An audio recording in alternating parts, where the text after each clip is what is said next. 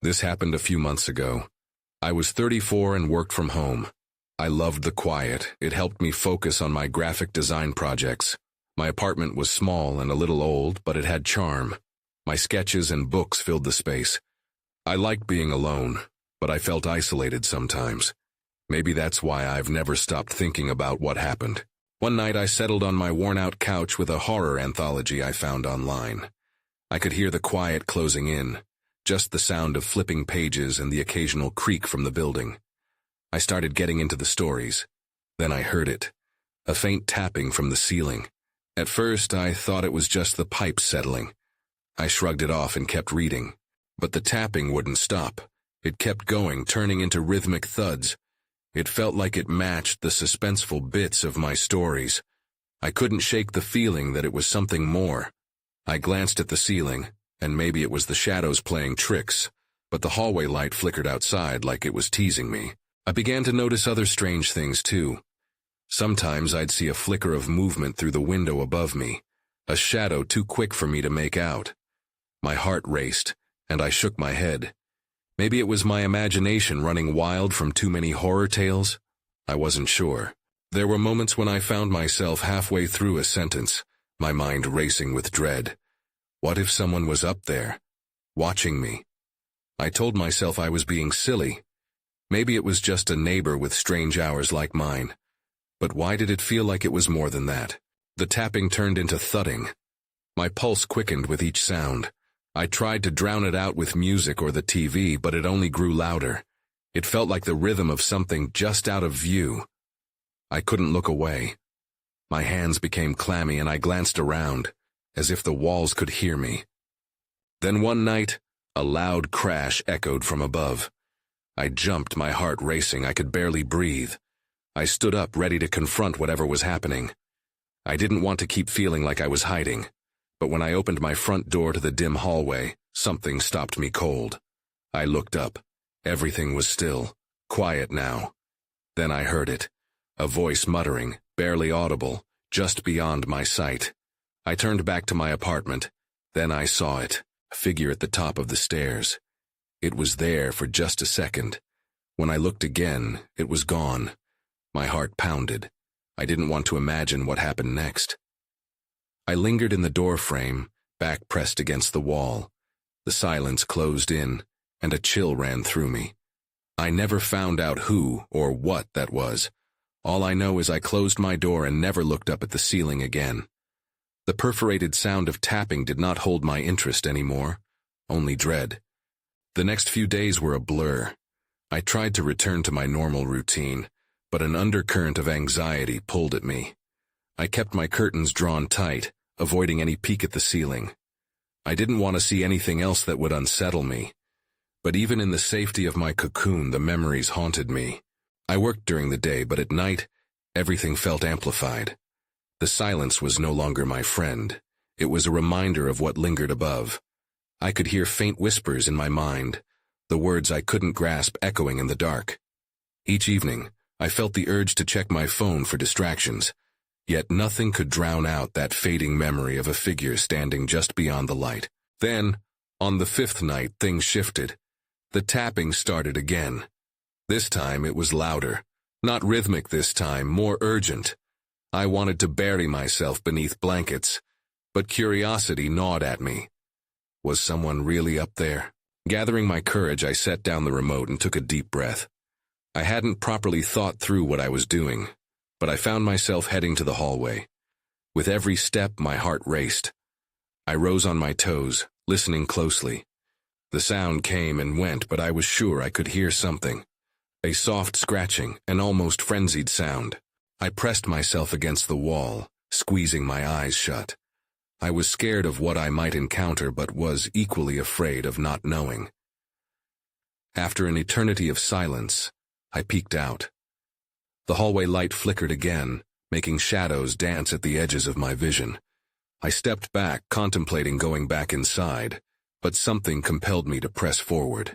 As I stood there, I noticed a sliver of light beneath the door of my neighbor's apartment, just a foot away.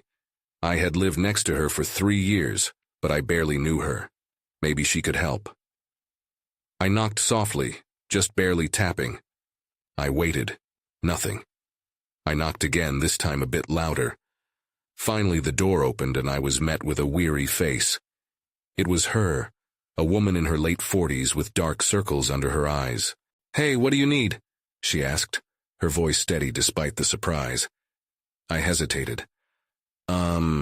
I hear noises from above. Have you heard anything strange?"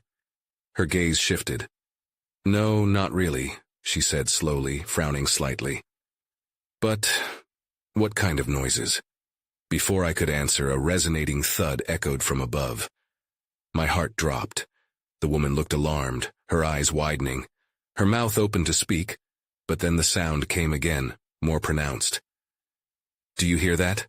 I asked, my voice trembling. She nodded, lips pressed tight. "Maybe we should check," she finally said, stepping out of her door. As we crept toward the stairs, the air thickened, and a wave of unease washed over me. Then everything went dark. The hallway lights flickered, and just like that, total silence enveloped us. "Something's wrong," I whispered. Fear clawed at my throat.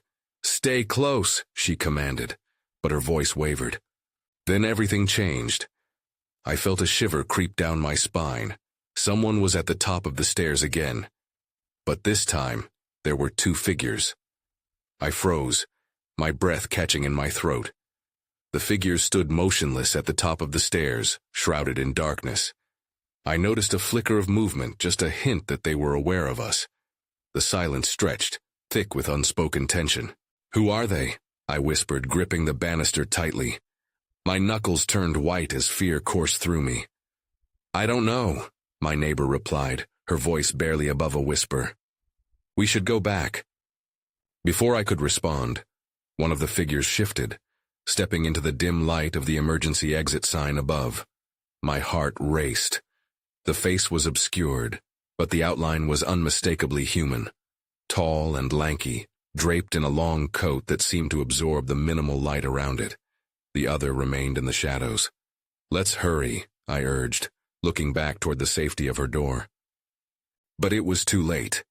As we turned, the sound of footsteps echoed down the stairs. A cold dread settled in my stomach. They were coming for us. "Run!" I whispered fiercely, instinctively pushing her ahead. We bolted toward her apartment, but just as we reached the door, a loud crash reverberated through the hallway. The ground seemed to shake beneath our feet. "What was that?" she gasped, her eyes wide. "I don't know. Just get inside," I urged, urging her to hurry. We slipped through the door and my heart raced as I closed it behind me. We leaned against it, breathless, and listened as footsteps approached. They stopped outside, just on the other side of the wood. "Do you think they know we're in here?" I asked, my voice trembling. "I don't know," she said, her own fear evident. Her eyes darted to the small window on the far wall. "Should we call for help?" "Maybe." I fumbled for my phone, but it lay lifeless on the couch. Just then the door rattled as if someone was pulling on the handle, testing its strength. My stomach dropped.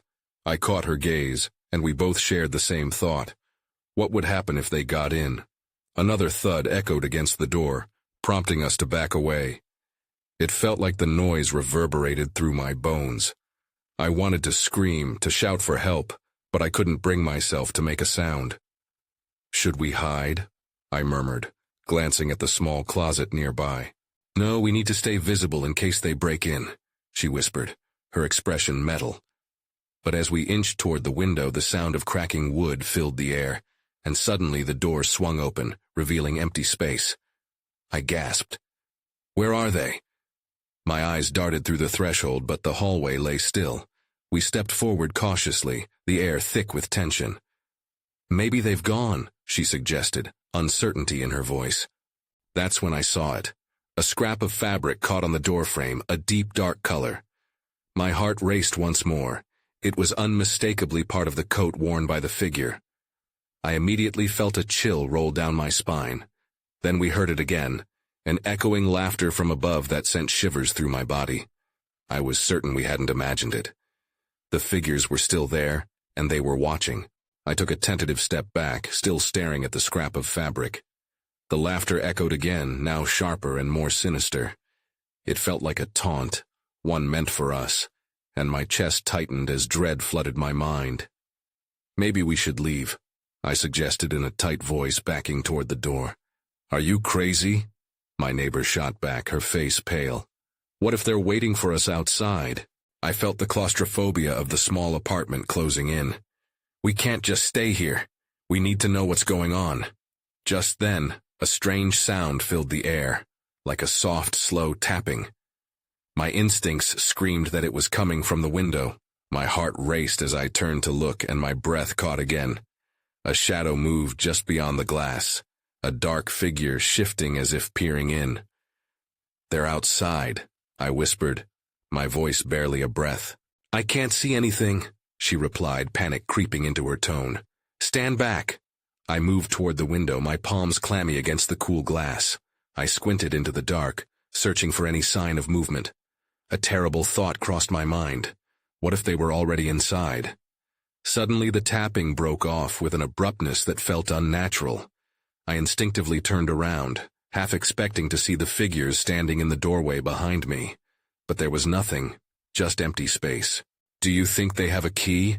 she asked, her voice trembling. "I don't know," I replied, anxiety clawing at my throat. "But we can't just sit here.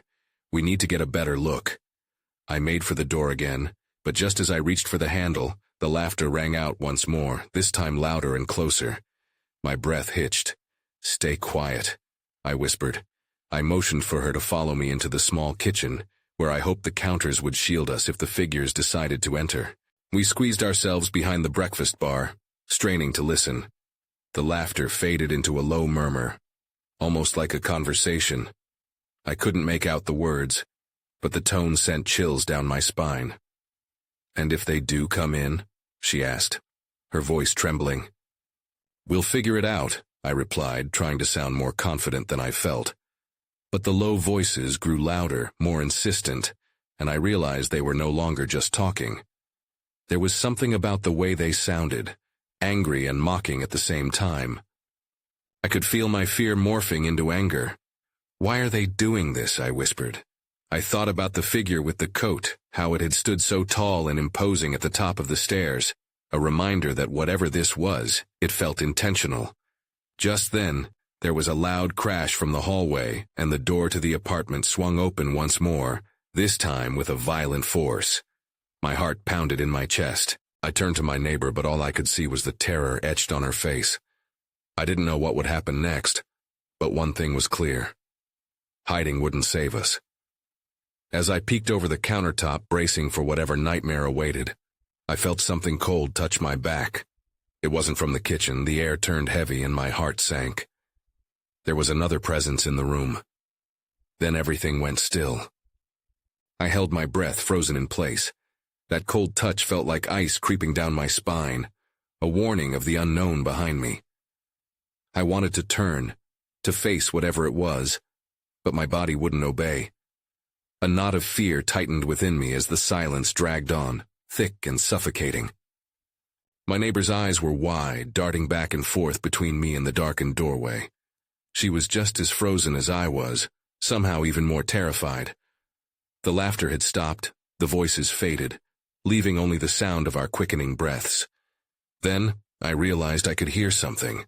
Not laughter, not voices, but a low, rhythmic sound like someone, or something, breathing. Finally, I twisted around. The kitchen was dim, and shadows danced as the only light flickered from a nearby street lamp outside. My gaze swept past the doorway, but nothing was there. Just the emptiness of the hallway beyond. The sound grew clearer now, a raspy inhale followed by a long exhale. I pressed my back against the cool countertop, glancing at my neighbor, who looked ready to scream. I couldn't let that happen. "Stay quiet," I whispered again. "We need to get out of here." I crouched down, moving slowly to reach for the kitchen knife tucked in the drawer, our only weapon against an unseen threat. I retrieved it, the handle warm against my palm. It was not much, but it felt like an anchor to reality. Before I could say anything else, the sound stopped. The air felt thick, the kind of thick that makes your skin crawl. I dared to look back into the hallway, alert for any movement or sound. But nothing. The shadows stood still. Then, without warning, a loud thump shook the floor, louder than before. It came from deeper in the apartment. Panic surged through me again. What was happening? "We can't stay," I urged, my voice shaking. "We need to make a break for it." My neighbor nodded hesitantly, the color still drained from her face.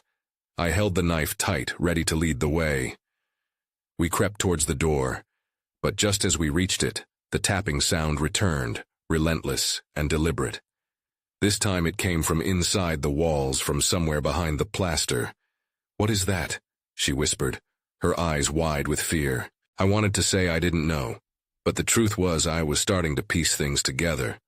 I had seen strange markings on the walls earlier, just before the laughter began. I should have thought more about it then. Before I could speak, a shadow flickered at the edge of my vision. My heart started to beat even faster. It was a figure barely outlined against the dark. "Look," I pointed, my voice barely above a whisper. The figure seemed to buckle under the weight of the darkness before it took a step forward. My instincts kicked in, and I instinctively raised the knife, ready to defend us. That's when I saw it clearly. A face pale and ghastly, watching us with wide eyes. I gasped, my grip nearly slipping off the knife. Then everything went black. I woke up on the kitchen floor, heart racing, disoriented. My surroundings felt muted, as though someone had pressed mute on my world. I blinked rapidly, trying to shake off the heavy fog in my mind. The flickering light from the street lamp barely illuminated the room. Where was my neighbor? Panic spiked anew as I pushed myself up. I looked around, half expecting to see her by my side, but she was gone. My throat tightened as I called out, "Are you here?" My voice echoed in the silence, swallowed by the walls. I scanned the kitchen, looking for any sign of her. The knife lay at my side, still clutched in my hand, but the heavy pressure of fear clawed at my insides. I took a hesitant step towards the hallway, listening for any answers concealed in the shadows. "Please," I whispered, "please be okay." My pulse drummed in my ears as I crept toward the doorway. There was no sound, only the silence pressing in from all sides. Each step felt like a heavy weight, the air thick with unease, as if the walls themselves were closing in. I reached the edge of the hallway and paused, unsure. That's when I noticed it. Tiny scratches on the wall near the corner. They weren't there before. My breath quickened as I traced the lines with my eyes. There were numbers, but they didn't make sense. They felt like some sort of twisted code, each mark clawing at my sanity. A shiver ran through me when I heard something, the softest of sounds, behind me. I whirled around, knife raised, but there was nothing. Just the glimmer of silver from the knife reflecting the dim light. "Where are you?" I tried to steady my voice, but it trembled. I would not let fear win. I had to find her. I stepped further into the hallway, but the scratching noise picked up again, this time more frantic, more urgent. It echoed under the floorboards, reverberating through my bones. A sickening realization hit me. The sound was coming from beneath the floor. "Megan!" I shouted, panic lacing my words. "If you can hear me, please answer." Nothing but silence. I felt weak, as if the energy I had drained away with every shout. My grip faltered on the knife, and it slipped slightly. Just then, the wall beside me seemed to shift. I stepped back, eyes wide, as a shadow flickered across the inch of light peeking from the gap beneath the door at the other end of the hallway. It darted away too fast for me to make sense of it. The voice of dread whispered in my mind. Something was in the house. The ground shook beneath my feet as another thump reverberated through the corridor, a loud guttural sound that rattled my resolve. I turned and ran back to the kitchen, heart racing, searching for another way out. But as I scanned my surroundings, I caught something on the counter, a tattered book, edges frayed as if it had been used for years. I turned it over. The cover read, "The Secrets of This House." That's when I knew. Whatever was in my home was somehow connected to this. I didn't even have time to breathe before I heard footsteps, heavy and deliberate, approaching behind me. My blood turned to ice. I needed to know what I was up against. But would it be a knowledge that saved me or doomed me? I opened the book, my fingers trembling slightly as I flipped through the pages. The musty smell filled my nostrils, and I reacted instinctively, wanting to push it away. Each page was filled with hastily scrawled notes and drawings, as if someone had been recording the bizarre experiences occurring within these walls. The first entry caught my eye. "They come at night." It was written over and over again, the ink smudged, as if the writer had rushed to capture their thoughts before the fear could consume them. I felt a chill creep up my spine. Was it true? Was something coming for me? The heavy footsteps grew closer, echoing in both my mind and the empty kitchen. I had to focus. My heart hammered wildly, drowning out the fear of acknowledgement in my thoughts. I hastily turned to the next page. There were drawings of strange symbols, intertwined with circles and lines, some resembling the scribbles I'd seen on the wall. "Know the signs," one note warned, almost pleading. "They can take on any form, trust no one." My hands shook harder. I thought of Megan. What had happened to her? Was she a victim of whatever dark entity lurked in this cursed place? Suddenly, the sound of a creaking floorboard jolted me back to reality. I slammed the book shut and held the knife tightly, my senses on high alert. The footsteps stopped just outside the doorway. I could almost hear the soft, ragged breaths of something waiting. Were they waiting for me to make a move? "Who's there?" I called out, my voice trembling. But it felt weak in the face of the looming terror. There was no response, only an icy silence that wrapped around me like a shroud. Without thinking, I backed away from the door, pressing myself against the cold kitchen counter. The scratching resumed, more insistent this time. But now it felt like it was rising from all corners of the house, surrounding me. I had to escape, but where could I go? As I weighed my options, something shifted in the corner of my eye. A flicker of movement at the edge of the hallway. My heart raced. I wanted to look, but the instinct to run took over. I dashed toward the back door, but it was locked tight. I fumbled with the handle, panic rising. "No, no, no!" That's when I heard it, a voice soft and raspy. "Help me." I froze, staring at the door, my mind racing. It was Megan's voice. Was she out there? Had she been the one calling for help? I hesitated, uncertainty flooding me. What if it wasn't really her? What if it was a trap? But the desperation in her voice cut through my fear. I had to know. I slid the knife into my waistband, took a deep breath, and turned the lock. With a trembling hand I opened the door. A gust of cold air slammed into my face and I peered into the darkness, heart hammering, ready for anything. "Megan," I called, stepping outside. My senses screamed at me, but I couldn't turn back now. Then I saw something move in the shadows. My breath caught. I didn't have a choice. Whatever waited beyond was either the source of my nightmares or the answer to this chilling mystery. I stepped outside, the cold air biting at my skin. Shadowy shapes danced around the edges of my vision. My mind raced with every horror I had ever watched. Were they coming to life now? I took a cautious step forward, my heart pounding like a drum in my chest. "Megan?" I called again, trying to keep my voice steady. But the darkness swallowed my words, leaving only silence in return. The wind whistled through the trees, sending a shiver down my spine. Then I heard it again, a soft whisper, barely audible but unmistakably familiar. "Over here." I turned my head, scanning the yard. The voice seemed to drift from the far side of the garden, where the wooden fence loomed like a fortress. I hesitated, every instinct telling me to turn back and lock the door. But the bond of friendship urged me forward. Stepping gently over the threshold, I moved towards the voice, my grip tightening around the knife. The moonlight revealed tangled weeds and overgrown bushes. Each crunch of twigs underfoot seemed amplified, echoing into the void. "Megan, is that you?" I asked, straining to peer through the darkness. I thought I saw movement, a figure shifting just out of sight. My breath quickened again. "Help me." The voice was clearer now, tinged with desperation. I stepped closer, heart pounding in anticipation. Was this really her? Then I saw her, a shadowy silhouette curled beside the fence. Relief washed over me, but fear clawed at the edges of my mind. This felt too easy. "Megan," I called, rushing toward her. But before I could reach her, she turned, her face illuminated for a brief moment by the moonlight. The sight froze me in place. Her eyes were wide, but not with fear. There was something else, something dark lurking there. "Run!" she shouted, her voice distorted, as if a part of her fought against an unseen force. And then, just like that, the flickering light disappeared as she slumped back into the shadows. Panic surged through me. I spun around, expecting to feel an icy hand grip my shoulder.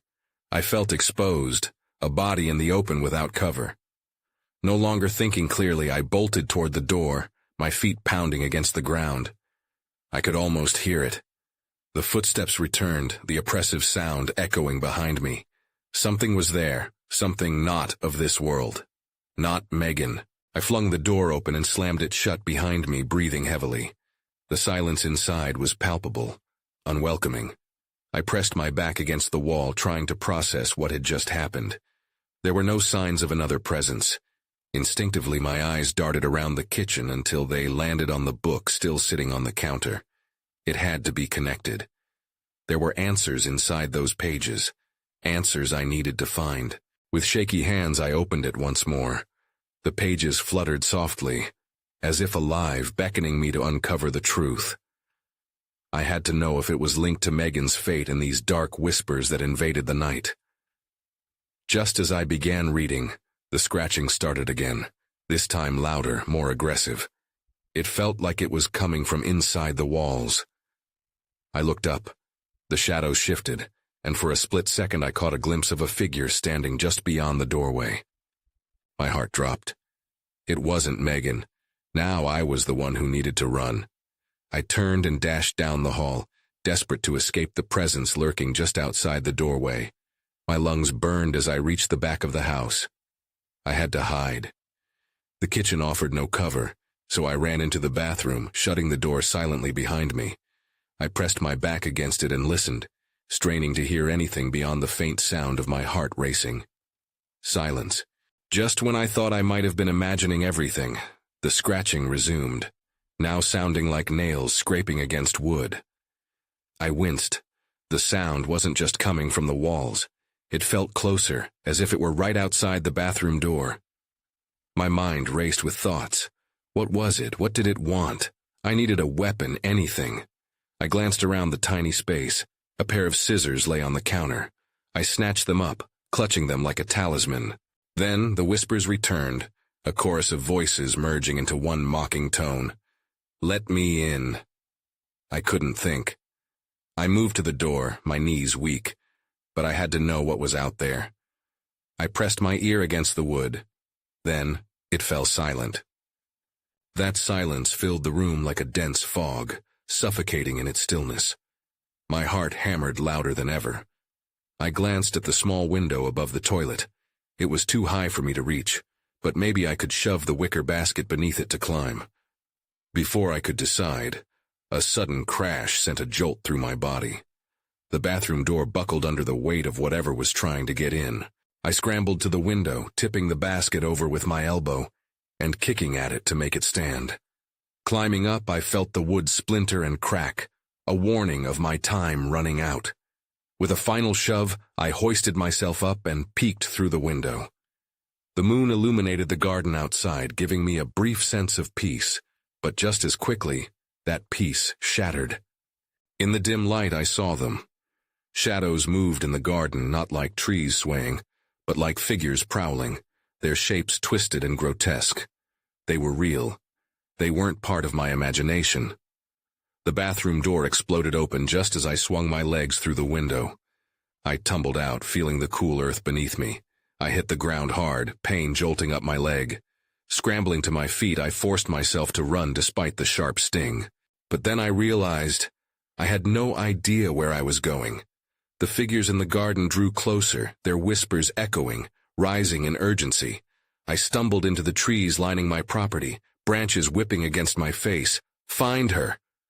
The voice exploded in my thoughts, the command audible above the rustling leaves. My pulse quickened with terror. I was being hunted. But who were they searching for?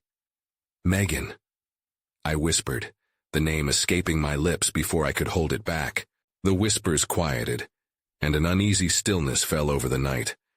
The search had shifted. Suddenly, I wasn't the focus anymore. I had to find her. I had to save her. Just as I gathered the courage to venture back toward the house, I caught movement to my left. A figure emerged from the shadows, stepping into the moonlight. But it wasn't Megan. This one looked different, and my heart sank as I recognized that face.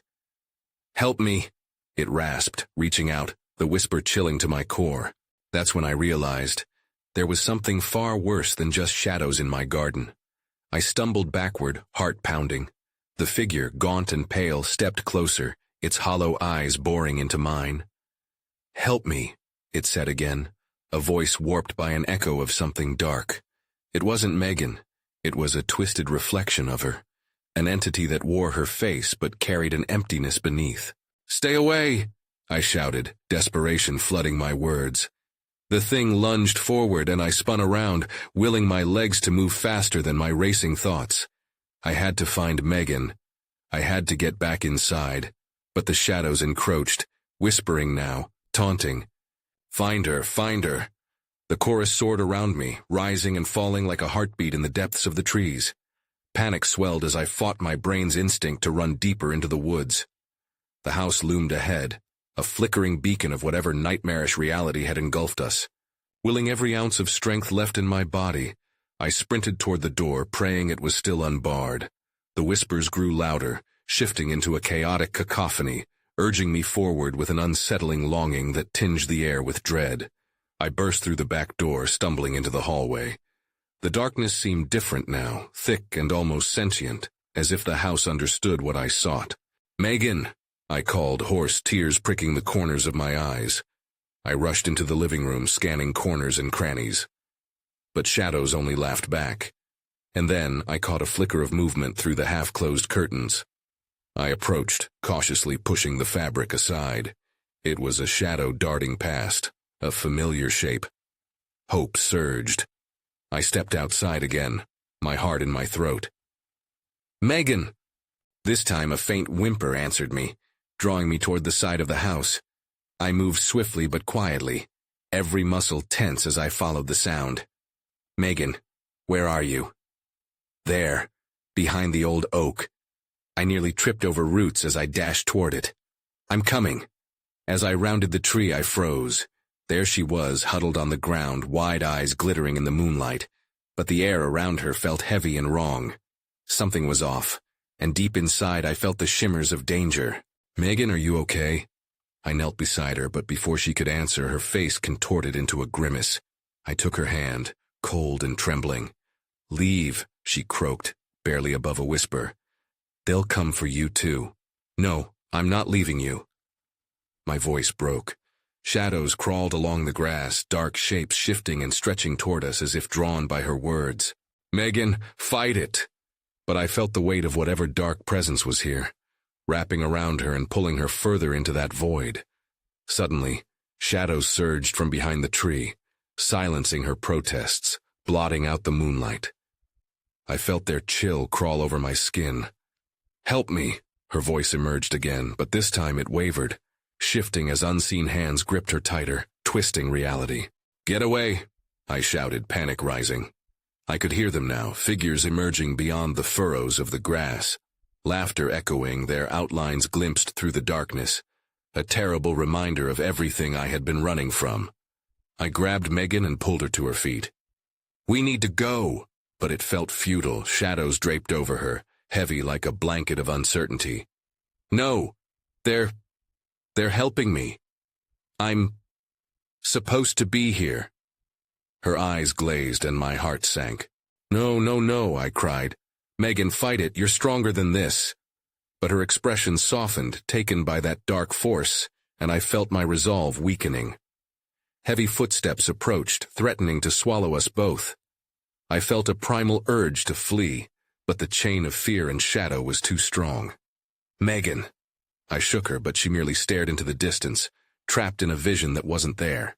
Then, before I had time to process it, a blinding light flared to life nearby, illuminating the garden. The figures recoiled, but not before I felt their presence shift, as if their purpose faltered. It was something from my apartment. A glow, a warmth I hadn't felt in what seemed like an eternity. "Over here," I yelled, pushing Megan toward the light, praying for any sense of escape. As we moved, I felt the shadows clutching at my ankles, whispering promises of despair and darkness. I readied the knife, prepared for whatever might leap out. But as we crossed the threshold into the light, everything went still. I awoke on the floor of my living room, the faint sound of tapping overhead echoing in my ears. I jumped up, heart racing. Daylight poured through the window, illuminating the chaos of my life around me. A kitchen in disarray, a couch askew. But where was Megan? Had any of it been real? I stumbled to the window, staring into the world, searching. No signs, just the stillness of a quiet neighborhood outside. I never went back into that house after that, never looked back at the shadows that claimed so much. I moved away, believing distance would solve it, but the tapping remained, a memory of what lurked just outside of sight. And sometimes, just sometimes, I still hear her voice calling out, wondering if I'll heed the call.